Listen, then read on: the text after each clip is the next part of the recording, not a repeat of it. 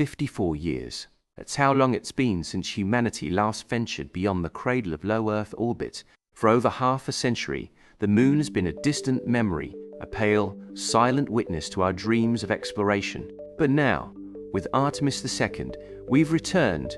This is not just a mission, it's a statement, a declaration that we are not done exploring, that the stars are still within our reach. Imagine standing on the shores of an endless ocean, the horizon stretching out before you, vast and unknowable. For decades, we've been content to wade in the shallows, our gaze fixed on the waves lapping at our feet. But Artemis II is the moment we step into the deep, the moment we dare to venture beyond the horizon. It's a bold proclamation that the age of exploration is not over, it's only just beginning. On board the Orion spacecraft are 4 pioneers: Reed Wiseman, Victor Glover, Christina Koch, and Jeremy Hansen. Each of them carries the weight of history. Wiseman, the mission commander, leads with the steady hand of experience. Glover, the pilot, is a symbol of progress, the first black astronaut to leave Earth's orbit. Koch, a mission specialist, continues to shatter barriers as the first woman to journey this far into space. And Hansen, representing Canada, embodies the spirit of international collaboration that defines Artemis. Let's take a moment to meet them. Reed Wiseman, a veteran astronaut, has spent countless hours in the vacuum of space, his hands steady as he navigated the complexities of the International Space Station. But this mission is different. It's not just about skill, it's about leadership, about guiding a team through the unknown. Victor Glover, a trailblazer, carries the hopes of millions who see in him a reflection of their own dreams. His journey is a testament to the progress we've made and a reminder of how far we still have to go. Christina Koch, a record breaker, has already spent more time in space than any other woman. Her presence on this mission is a beacon for young girls everywhere, a signal that the stars are within their grasp. And Jeremy Hansen, a Canadian astronaut, represents the unity of nations, the idea that exploration knows no borders.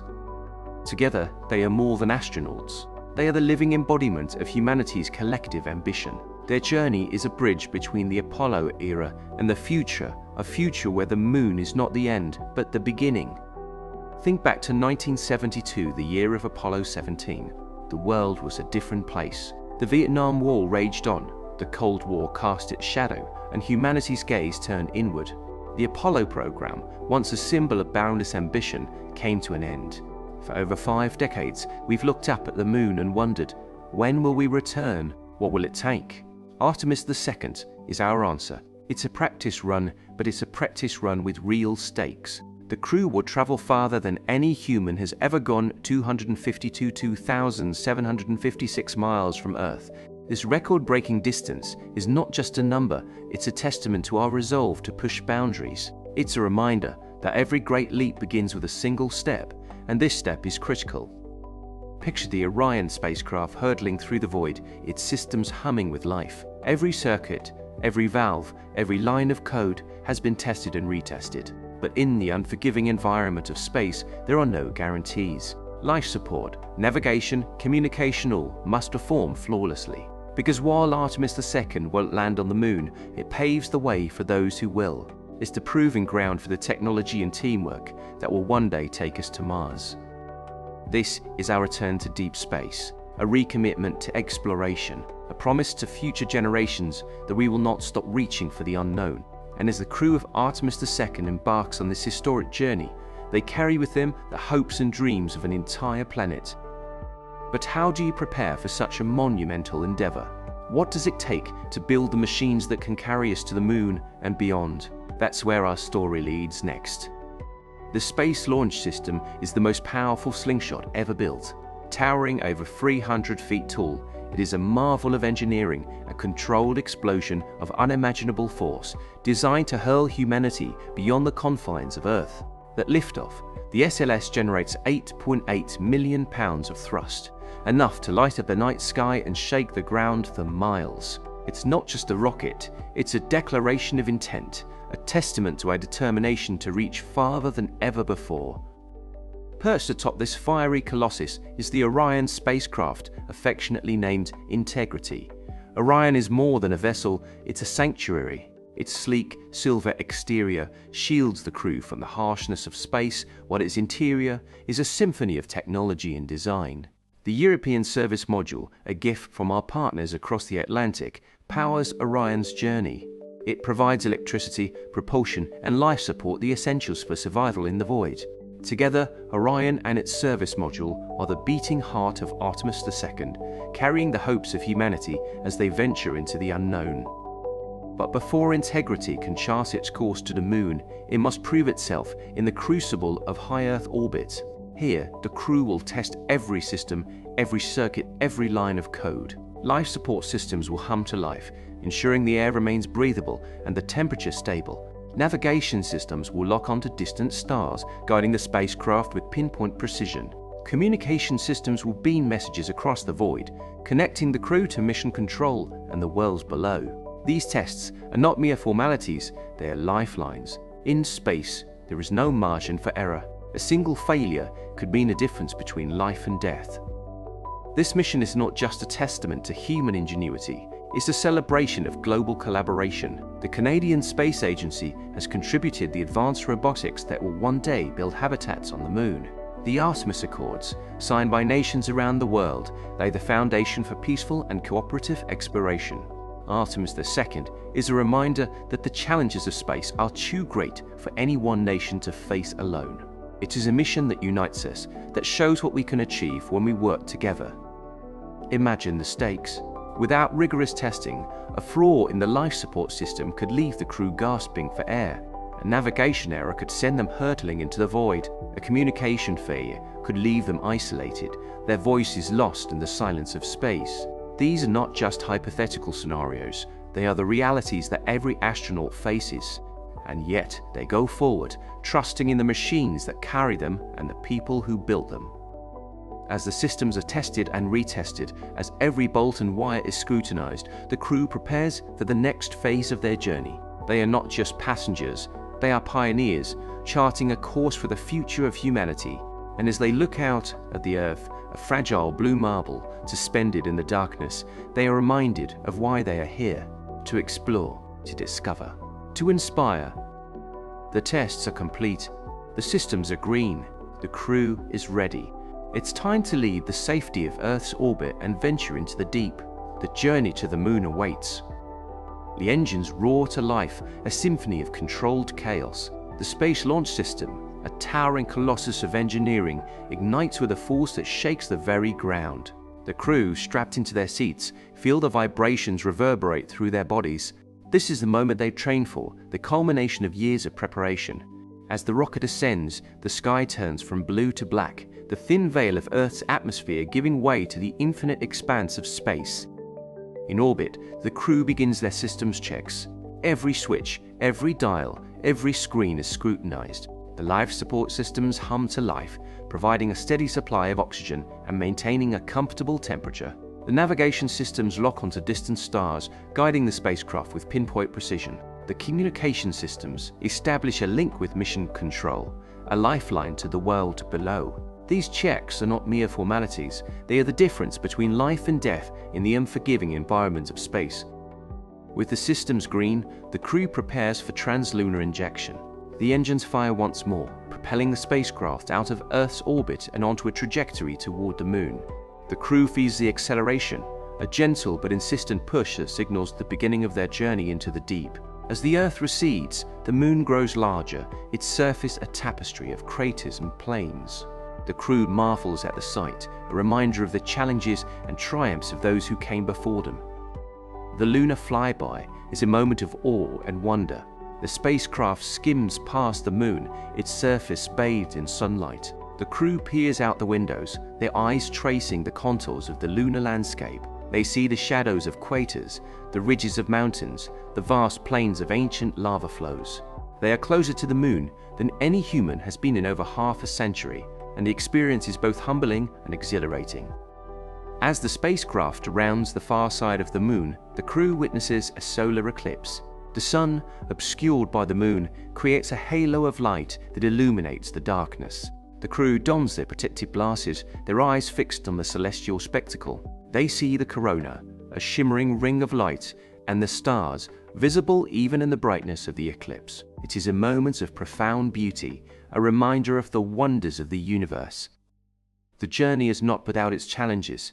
A frozen toilet vent requires the crew to improvise, using their training and ingenuity to find a solution. They work together, their teamwork a testament to the power of human collaboration.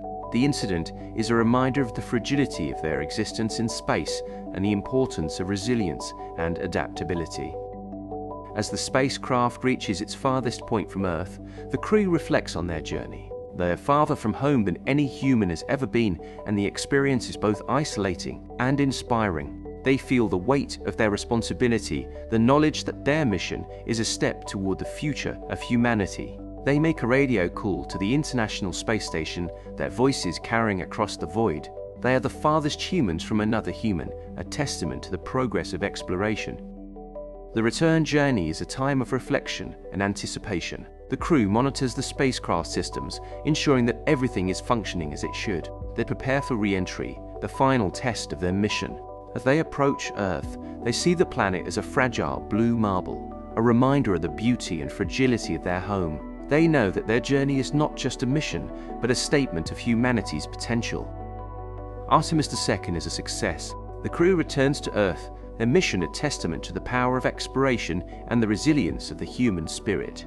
They have proven that we can venture into the deep, that we can overcome the challenges of space, and that we can reach for the stars.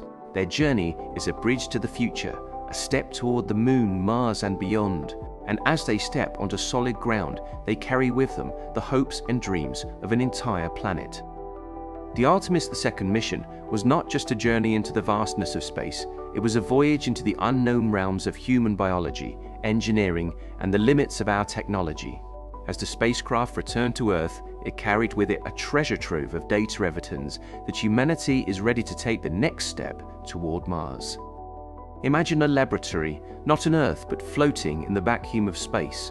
This was the Avatar tissue experiment, a groundbreaking study that took human organ analogues organs grown in culture to mimic the structure and function of real human tissues and expose them to the harsh environment of deep space. These tissue analogues were not just passive samples, they were living, breathing systems designed to reveal how human cells respond to the dual stresses of microgravity and cosmic radiation. For the first time, these tissues ventured beyond the protective cocoon of Earth's Van Allen belts into a realm where radiation levels are orders of magnitude higher than those experienced on the International Space Station. Why does this matter? Because understanding how cells repair themselves, adapt, or succumb to damage in deep space is critical for long-duration missions. The Avatar experiment measured markers of DNA damage, the activation of repair pathways, and the resilience of cellular structures. The results? Early data suggests that while cells show remarkable adaptability, the combination of microgravity and radiation creates unique challenges that Earth-based studies cannot replicate. This knowledge is a stepping stone, a way to develop countermeasures that will protect astronauts on their journey to Mars.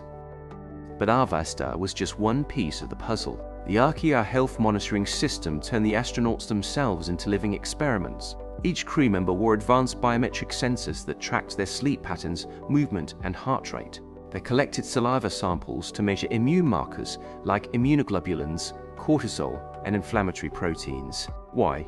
Because deep space is not just a physical challenge, it's a biological one. Isolation, radiation, and the absence of natural day-night cycles disrupt the body's rhythms, weakening the immune system and affecting overall health. The data from Archaea is a wake-up call. It shows that even on a 10-day mission, the stresses of deep space begin to take their toll.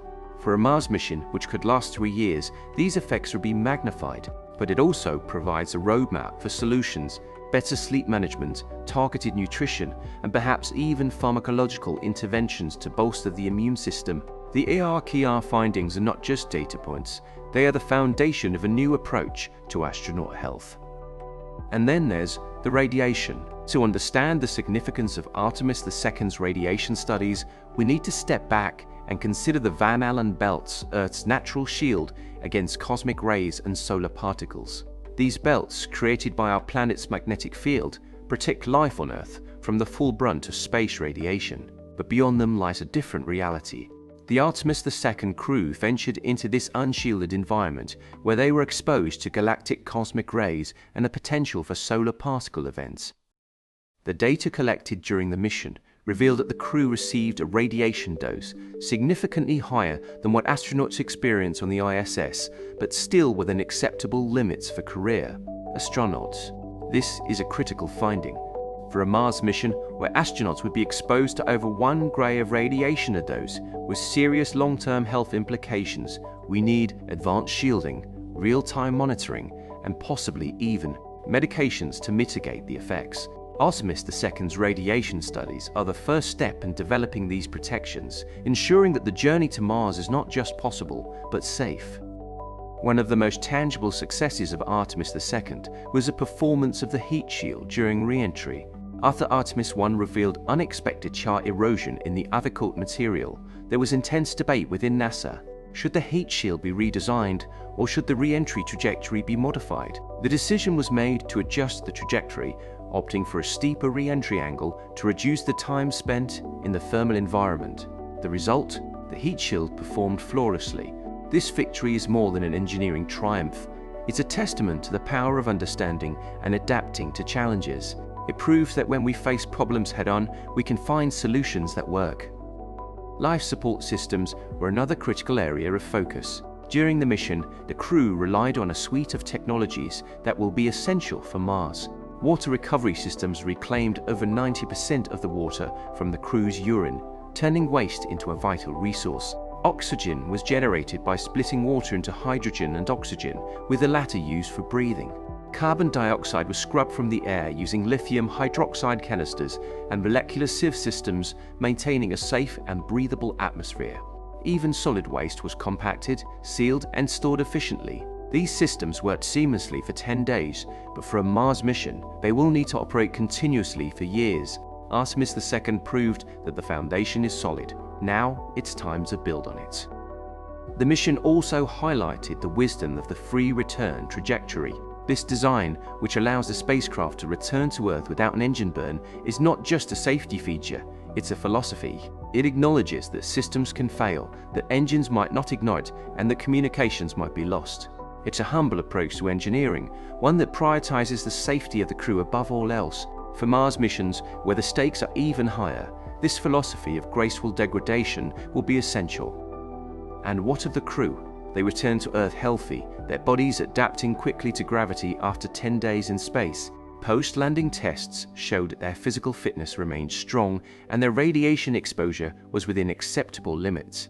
This is a reassuring sign that short-duration deep space missions are safe, but it also underscores the need for enhanced protections for longer journeys.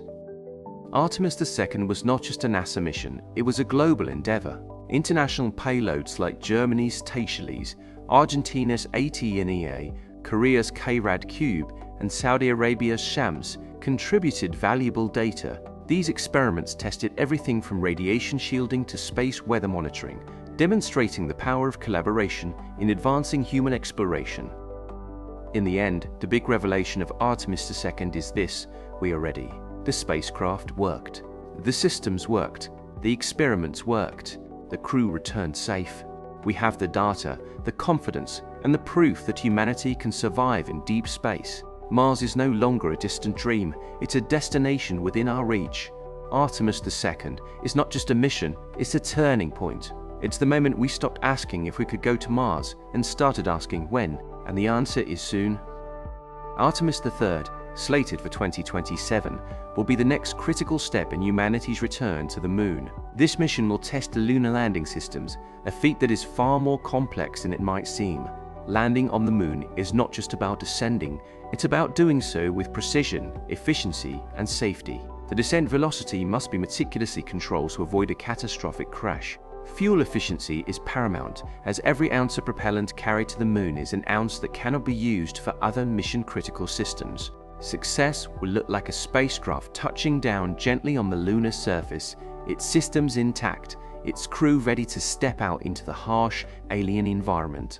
This mission will be the ultimate test of the technology and techniques that will enable sustained human presence on the Moon. Then comes Artemis IV in 2020, a mission that will mark the first crewed lunar landing in 56 years. Imagine the moment when the hatch opens and the first astronaut steps onto the lunar surface. The world will hold its breath as the crew plants their boots in the regolith, the fine powdery dust that covers the moon. They will walk where no human has walked in over half a century, setting up habitats, testing life support systems, and conducting experiments that will pave the way for a permanent presence. This is not just a return, it's a new beginning. The moon will no longer be a distant, unreachable place. It will be a home, a stepping stone to the stars. Artemis V and the missions that follow will build on this foundation. These annual missions will focus on sustaining a human presence on the moon. They will utilize the moon's resources, mining water ice to extract oxygen and hydrogen, the building blocks of life and fuel. They will construct infrastructure, from habitats to power systems, creating a base that can support long-term exploration. The moon will become a proving ground for the technologies and strategies that will one day take us to Mars. And what of Mars? The moon is not the end goal, it's the training ground. The challenges of living and working in the moon, its gravity well, its proximity to Earth, its resource availability are a microcosm of the challenges we will face on Mars. The 2040s and 2050s will see humanity take its first steps on the red planet, using the lessons learned from Artemis to survive and thrive. The technology proven on the moon life support systems, radiation shielding, autonomous habitats will be essential for Mars. The moon is our classroom, and Mars is the final exam. But the vision doesn't stop there. Imagine a future where the moon is home to dozens of residents, a place where crews rotate in and out, conducting scientific research, extracting resources, and preparing for the next great leap. Every 26 months, when the planets align, a new mission departs for Mars, carrying settlers who will build the first colonies. Over the next century, these colonies will grow, their populations expanding, their infrastructure becoming more sophisticated. By the end of the 21st century, humanity will be an interplanetary species with thriving communities on Earth, the Moon, and Mars. This is not science fiction. This is the future we are building, step by step, mission by mission. Why do we do this? Why do we explore? It's not just about the science, the technology, or the resources. It's about the human spirit, the drive to push boundaries, to see what's beyond the next horizon. Becoming multiplanetary is not just a technical achievement, it's a philosophical one. It's a statement about who we are as a species, about our ability to dream, to strive, to achieve the impossible. And the benefits of space exploration are not limited to the stars. The technologies developed for these missions, advanced materials, energy systems, medical innovations, have profound implications for life on Earth. Space exploration drives progress, solving problems we didn't even know we had. It unites us, showing that we can work together to achieve something greater than ourselves. The Artemis Accords are proof that nations can cooperate, that we can set aside our differences to reach for the stars. This model of global unity is not just a blueprint for space, it's a blueprint for the future of humanity. And then there's the child's dream. Imagine a young girl looking up at the night sky, her eyes filled with wonder. She sees the moon, the bright beacon of possibility, and she dreams of walking on its surface. By the time she is 40, Mars will be inhabited.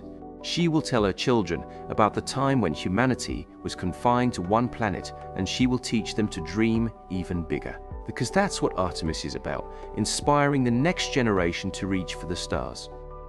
Artemis II was the hinge moment. Before, we wondered if we could. After, we know we can. The age of interplanetary civilization began on April 1st, 2026. This is our moment. This is our future. And it's only just beginning.